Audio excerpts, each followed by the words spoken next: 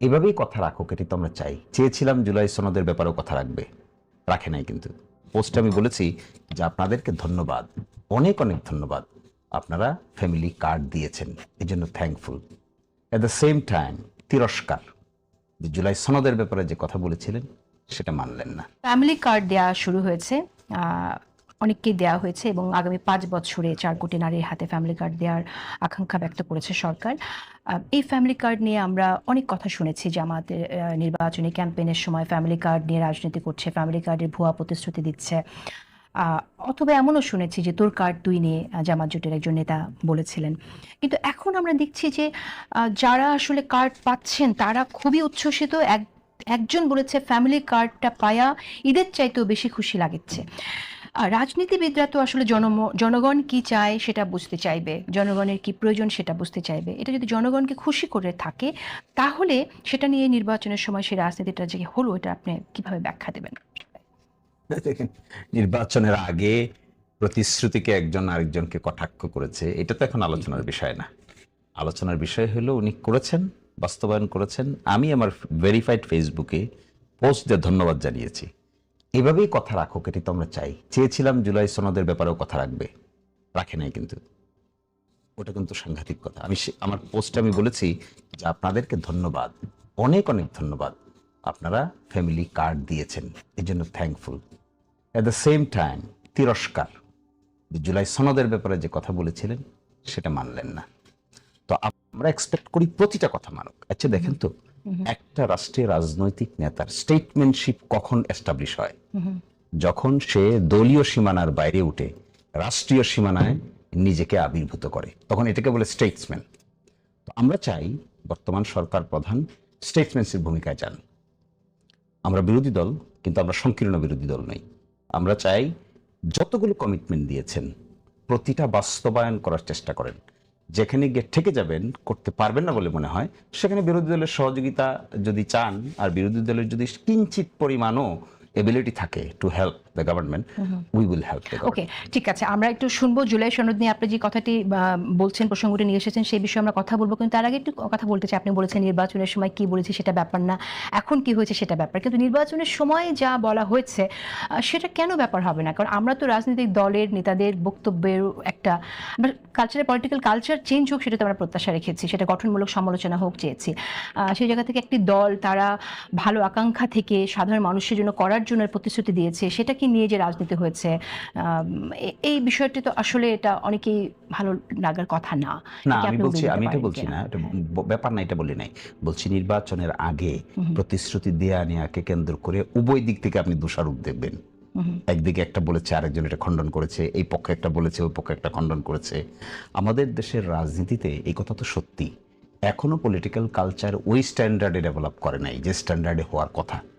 মানে একজন পলিটিক্যাল নেতা কি ল্যাঙ্গুয়েজ ব্যবহার করবেন, এটা অনেক সময়ই স্ট্যান্ডার্ডের দৃষ্টিকোণ থেকে জাস্টিফাইড হয় না। এই জন্য অনেকেই শব্দচয়ন করেন যেগুলো অনেকটা কাঁচা শব্দচয়ন। এটা সকল রাজনৈতিক দলের লোকের মধ্যে আপনি দেখতে পাবেন। বিগত 1.5 বছরে আপনি দেখতে পাবেন এমন এমন শব্দও কেউ কেউ ব্যবহার করেছেন যেগুলো মুখে উচ্চারণ করাও কঠিন। এটা কিন্তু in general politician as a whole, কোনো পার্টিকুলার পলিটিক্যাল পার্টিকে আপনি বললে ঠিক হবে না। পলিটিক্যাল কালচারটাই আমি চাই, আমি চাই ব্যক্তিগতভাবে একটা বড় ধরনের ডেভেলপমেন্টের মধ্য দিয়ে যাক। 5ই আগস্টের পরে যদি এই শিক্ষা না হয়ে থাকে, আচ্ছা বলেন আর কোন সময় হলে পরে আমরা বলবো যে আমরা কনস্ট্রাকটিভ পলিটিক্স করতে চাই?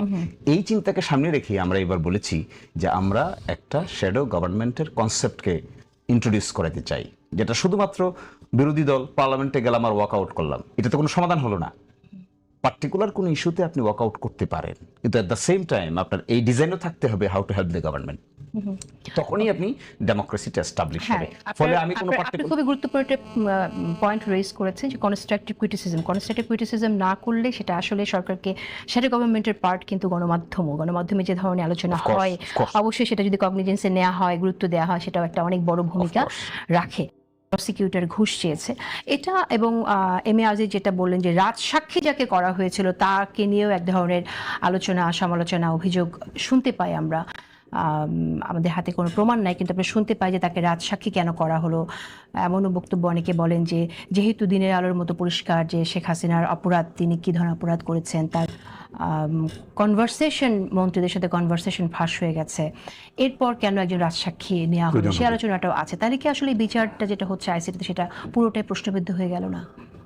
না মনে হয়। আচ্ছা, ক্রিমিনাল অফেন্স আপনার পার্টিকুলার ব্যক্তিকে পার্টিকুলার অপরাধের জন্য পার্টিকুলারলি দোষারোপ করতে হয়, এটা হলো ক্রিমিনাল অফেন্স। আর পাবলিক পারসেপশন, এটা আপনি ইন জেনারেল অনেক আলাপ আলোচনা করতে পারবেন। যখনই আপনি বিচারের প্রশ্ন আসবেন, লায়াবিলিটির প্রশ্ন আসবেন, তখন আপনাকে স্পেসিফিক হতে হবে।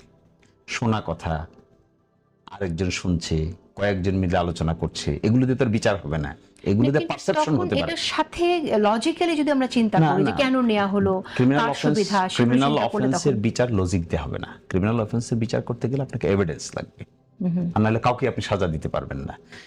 লজিক্যাল ডিডাকশন যদি করেন, যেহেতু A minus B, B minus C, C minus A, এই জন্য এবিসি সবাই দোষ, এটার নাম ক্রিমিনাল বিচার না। ক্রিমিনাল বিচার হলো সুনির্দিষ্টভাবে বলতে হবে মিস্টার এ অমুক তারিখ অমুক জায়গায় দিজ অফেন্সেস কমিটেড, তার সাপোর্টে these are the evidences, so punish him. এখন যদি যাদের কথা আমরা বলছি, সিনিয়র সাংবাদিক তিনি বলেছেন, সত্যিকার অর্থেই বলেছেন, আসলে এটাই হওয়া উচিত। তদন্তে যদি পাওয়া যায় কেউ লায়াবল, তাহলে আপনি তাকে দোষী সাব্যস্ত করবেন, কিন্তু কাউকে ডিফেম করাটা ঠিক না, অনুমানের ভিত্তিতে ডিফেম করাটা ঠিক না। আলোচনার বিষয়বস্তু হতে পারে, কিন্তু সেটা বিচারের বিষয়বস্তু হবে না। তা আমি আহ্বান জানাবো, এরকম সুনির্দিষ্ট অভিযোগ যদি আসে, লেট ইট বি ইনভেস্টিগেটেড। ওকে, কিন্তু অনেকে যে বলে যে রাজসাক্ষী করা হয়েছে তাকে কারণ তার ভাই জামাতের ঘনিষ্ঠ, এই ধরনের সমালোচনা যে করে, সেই জায়গায় আপনি কি বলবেন? তাকে আসলে রাজসাক্ষী করার কি এমন প্রয়োজন ছিল? কারণ শেখ হাসিনা যে অপরাধ করেছে সেটা তো আসলে একদম সবার সামনেই করেছে, এটা আমরা দেখেছি। এই জাস্টিফিকেশনটা যদি জানতে চান, তাহলে আপনাকে বুঝতে হচ্ছে টেন্ডার অফ পার্ডনটা জিনিসটা কি। এটা বিচারের খুবই সেন্সিটিভ এক থিওরি। কি থিওরি জানেন? আপনি কি জানেন ন্যাশনাল সিকিউরিটির মিটিংয়ে কি আলোচনা হয়েছে? আপনি জানেন সেটা? এটা জানতে কে জানবে? যে পার্টিসিপেন্ট সে জানবে। কোর কমিটির মিটিংয়ে কি আলোচনা হয়েছে এটা কে জানবে? কোর কমিটির পার্টিসিপেন্ট যারা, তারা জানবে।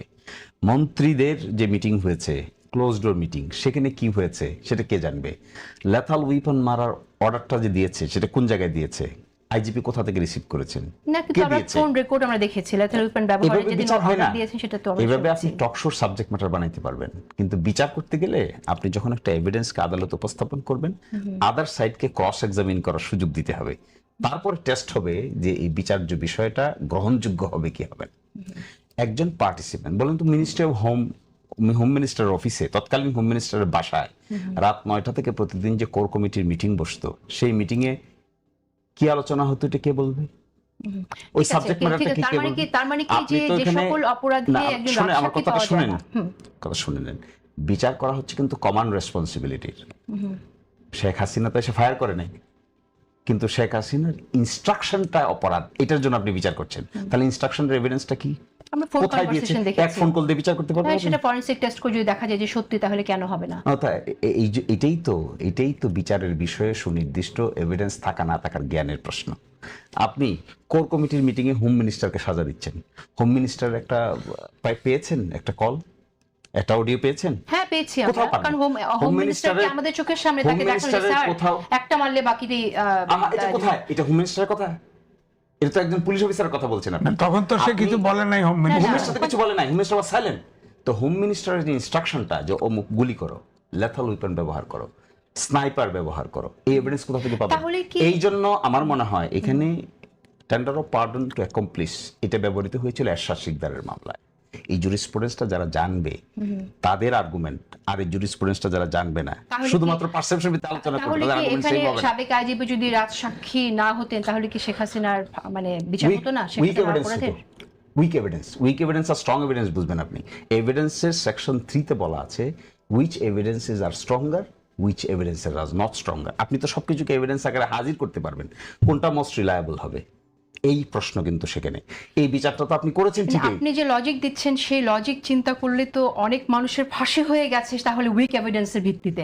রাজসাক্ষী ছাড়া বহু মানুষের ফাঁসি হয়ে গেছে। তাই তো হয়েছে। আমাকে উত্তরটা দিতে বলেন, প্রশ্নটা রেজ করার পরে let me answer the question. এই যে আপনি বলছেন তাই হয়, কিন্তু আপনি জানেন আমাদের দেশে ডেথ সেন্টেন্স শেষ পর্যন্ত টিকার রেশিও মাত্র 2%। নিম্ন আদালতে যে ডেথ সেন্টেন্স হয় এটা হাইকোর্ট হয়ে সুপ্রিম কোর্ট পর্যন্ত 100টায় মাত্র 2টা টিকে, বাকি সব শেষ পর্যন্ত কমিট হয়ে যায়। এটার পিছনে কারণ হলো এভিডেন্সিয়ারি ভ্যালুটা আমাদের দেশে সঠিকভাবে উপস্থাপন না করার কারণে। আমি মনে করি আপনি যখন বিচার করবেন তখন অনুমান ভিত্তিক বিচার করলে কাজ হবে না, ইমোশনে তো আর বিচার হবে না। You must collect evidences. নিশ্চয়ই নিশ্চয়ই। যদি এভিডেন্স কালেক্ট করতে না পারেন তাহলে কাউকে যদি বিচার করে অযথা শাস্তি দেন এটা তো পরবর্তীতে প্রশ্নের সম্মুখীন হবে। আচ্ছা,